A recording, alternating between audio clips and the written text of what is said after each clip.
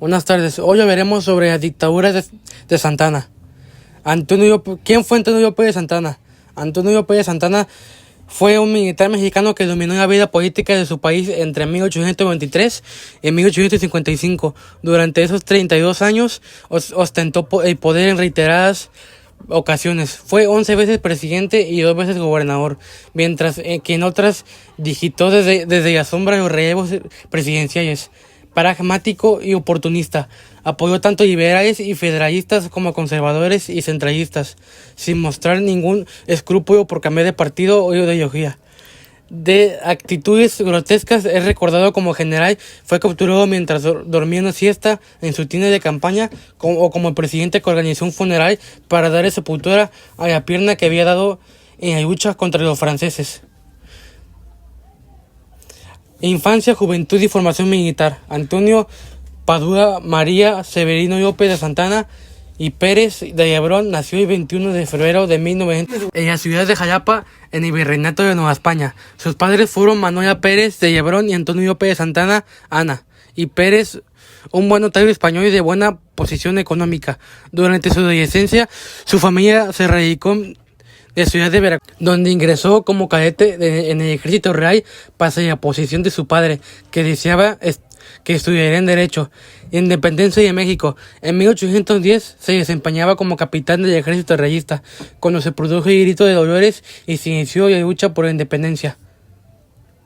Su regimiento fue movilizado para combatir las tropas de Miguel Hidalgo, pero tras el fusilamiento del sacerdote criollo fue destinado a Texas, donde hizo adicto a los juegos de naipes y a riñas de gallo. Durante su década combatió incansablemente las distintas fases del movimiento insurreccional, pero en 1821, tras el advenimiento del trienio liberal en España, adhirió el Plan de Iguala, que permitió proclamar la independencia de México.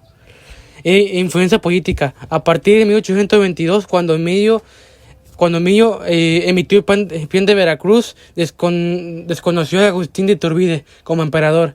Santana se convirtió en uno de los dirigentes más importantes de su país. Esa influencia quedó demostrada en 1828, cuando puso la elección de Manuel Gómez Pedraza como sucesor del presidente Guadalupe Victoria, y apoyó a cambio a Vicente Guerrero. Sin Fiojo se acrecentó el año siguiente, cuando en la batalla de Tampico consiguió rechazar una expedición española que intentaba restaurar el régimen colonial. La victoria estalló al ascenso a general de división y la aclamación como un héroe nacional. Luego ayudó a Anastasio Bustamante a derrocar a Guerrero y llegar a la presidencia para obligarlo a renunciar poco después en favor de Gómez Pedraza, a que se había puesto 4 años antes. Presidencias. En 1833 asumió personalmente la presidencia de la República, iniciando una seguidilla 4 mandatos breves y casi consecutivos. Durante esos mandatos dio un notable viraje ideológico. Comenzó gobernando con el apoyo de los federalistas anticlericales, no sé cómo se llama, y avalando sus reformas liberales, pero luego se halló con los conservadores católicos, que los instalaron a imponer una constitución centralista que suprimió el régimen federal. Tras la rebelión del estado de Texas, Santana se puso al frente del ejército y obtuvo una gran victoria en el batallón de Álamo 1836. Pero un mes después sufrió una humillante derrota en la batalla de San Jacinto, tras ser tomado prisionero y firmar el Tratado de Velasco. Fue enviado a Washington, donde el presidente estadounidense Andrew Jackson exigió que se respetase la independencia de Texas. A su regreso a Veracruz, su carrera política parecía terminada, ya que había perdido su prestigio militar y apoyo popular, pero luego de perder una pierna durante la guerra de los pasteles, volvió a ser considerado como un héroe nacional.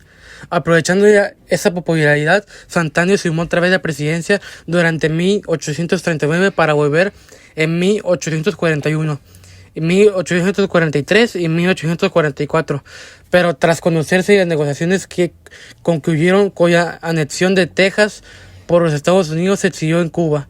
Al estallar en guerra mexicano-estadounidense, en 1846 fue convocado para dirigir las hostilidades, de situación que Santana aprovechó para hacerse una vez más con la presidencia, pero su incapacidad para frenar los avances estadounidenses derivó a la ocupación de la capital y la firma del Tratado de Guadalupe Hidalgo, por lo que México perdió la mitad de su territorio. Santana partió otra vez al exilio, pero los liberales que ellos sucedieron en el poder no lograron estabilizar la situación política y económica. Aprovechó una convocatoria de los conservadores para regresar al país en 1853 e iniciar su último mandato presidencial. Su gobierno pronto derivó una dictadura durante la cual se autoproclamó como presidente vitalicio, se hizo llamar Alteza Serenísima e impulsó impuestos ridículos, entre ellos la posesión de puertas, perros y ventanas. También cedió a los Estados Unidos el territorio de la Mesilla, a cambio de unos $10 millones, que al parecer utilizó en beneficio propio. Su gobierno llegó a su fin en 1855, cuando los liberales proclamaron el Plan de Ayuquia, que consiguió una gran adhesión en todo el país.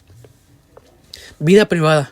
En 1825 Santana había contraído matrimonio con Inés García Uscanga, una joven de 14 años que pertenecía a una familia acomodada del estado de Veracruz.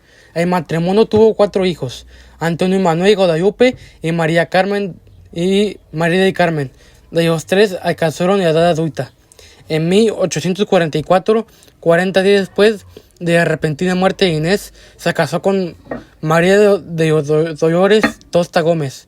El casamiento causó un gran revuelo entre la sociedad capitalina porque rompió los códigos de la época, que obligaban a los cónyuges sobrevivientes a guardar 2 años de luto.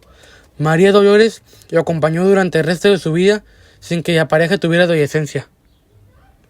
Muerte. Luego de la Revolución de Yuquia, se exilió en Cuba, Colombia y Islas Vírgenes. En el extranjero perdió toda su influencia y exilió el poder político, y sus bienes fueron confiscados. En 1864 ofreció sus servicios militares para luchar contra el Segundo Imperio Mexicano, pero como Benito Juárez ignoró ese ofrecimiento, decidió ponerse a las órdenes del emperador Maximiliano, quien también desechó su oferta. En 1874, el presidente Sebastián Lerdo de Tejada autorizó su regreso a la patria. Vivió sus últimos años en la pobreza y olvidado por casi todos. Para llevar sus pesares, su esposa Dolores solía contratar a indigentes para que pasaran al secundario y recordar las glorias pasadas. Murió el 21 de junio de 1876, luego de padecer una diarrea crónica. Sus restos fueron sepultados en el panteón de Tepeyac, en las afueras de la ciudad de la capital. Así que esto será todo. Muchas gracias por su atención. Bonito día.